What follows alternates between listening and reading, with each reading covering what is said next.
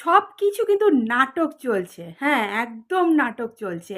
সাধারণ মানুষ হয়তো ভাবতে পারে যে ভাইপোর প্রতি ক্ষোভ ব্যক্ত করছে সাধারণ মানুষ। পচা ডিম ছুঁড়ে, পাথর ছুঁড়ে, জুতো ছুঁড়ে। কিন্তু শুধুমাত্র আপনারা এটাই দেখছেন। এর পেছনে যে নাটকটা লুকিয়ে রয়েছে সেটা কিন্তু কেউ বুঝতে পারছেন না। প্রথমত এই হেলমেটটা কোথা থেকে এলো বলুন তো? আপনারাই বলুন। এটা কি গট আপ কেস নয়?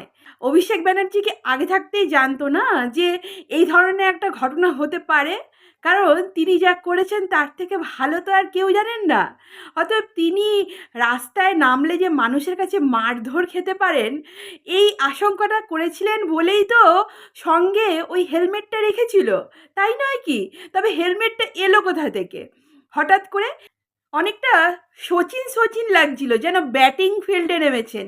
এই যে মানুষটি আজ ডিম খাচ্ছে লোকের কাছে, আর ভুয়ো ডক্টর সার্টিফিকেট আনতে গেছে যে তাকে আক্রমণ করা হয়েছে, হেন তেন অনেক কিছু। কিন্তু ডিম খেলে কি কারোর আঘাত লাগে? তার বডিগার্ডরা তো ছিল, তাকে তো সেভ করলো। এবং এই নাটকটা তিনি কোথা থেকে শিখেছে জানেন? তার পিসির কাছ থেকে। পিসি বলেছে এখন আইপ্যাক টাইপ্যাক চলবে না, কর্পোরেট রাজনীতি ভুলে যা, পথে নাম। অবশ্যই পথে নাম। পথে না নামলে কিন্তু বাঁচা খুব মুশকিল। আমি কিন্তু আমার রাজনৈতিক জীবনে প্রথমে পথে নেমে ধর্ণা দিয়ে মাথা ফাটিয়ে পড়ে গিয়ে রক্ত বের করে তারপরেই এই জায়গা লাভ করতে পেরেছি। অতএব তোর কর্পোরেট রাজনীতি তুই তোর কাছে রাখ। আইপ্যাক ভুলে গিয়েছিস, ভুলে যা। এখন পথে নাম যদি বাঁচতে হয়। আরে বাবা, কেন? আগে তো আগে পিছে প্রায় 22টা কনভয় চলতো, হাজার হাজার পুলিশ পাহারা থাকতো। সেই পুলিশরা এখন আসছে না কেন? কেন আসবে ভাই? কিছু সাধারণ মানুষকে গুলিগালা করছিল? না লাঠি সোটা নিয়ে হামলা করেছে? না কোনো অস্ত্র শস্ত্র নিয়ে এসছিল? কিছুই তো ছিল না। ছিল শুধু পচা ডিম। ডিম ছুঁড়লে কি কারোর আঘাত লাগে, মাথা ফাটে? কিচ্ছু হয় না, শুধু অপমানিত হয়। আর অপমানিত হয়েছে, আর এটা কিন্তু পিসির পরামর্শেই ভাইপো করলো। আপনারা কেউ বুঝতে না পারলেও এর পেছনে নাটকটা কিন্তু বুঝে যান।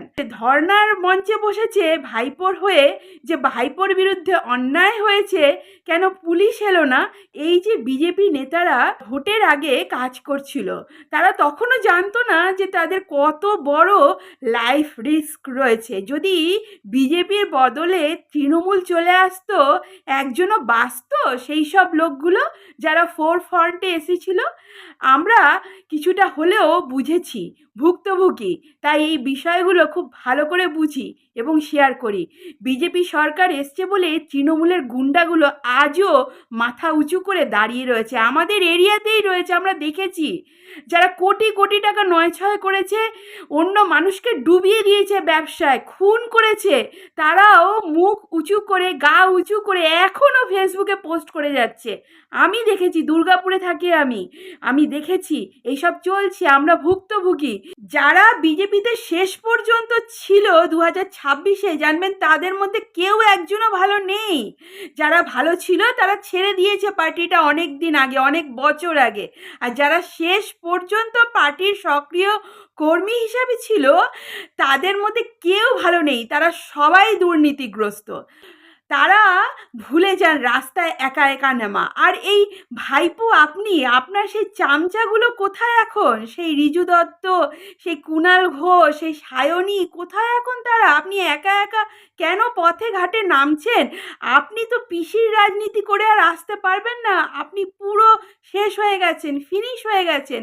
আপনি নিজেই যা পাপ করেছেন তার কর্মের ফল কিন্তু ভোগ করেছেন। তবুও ভগবানকে ধন্যবাদ দিন, এটা বিজেপি সরকার। এটা বিজেপি সরকার বলে এখনো আপনি বেঁচে রয়েছেন, ডিম খাচ্ছেন, অন্য কিছু নয়।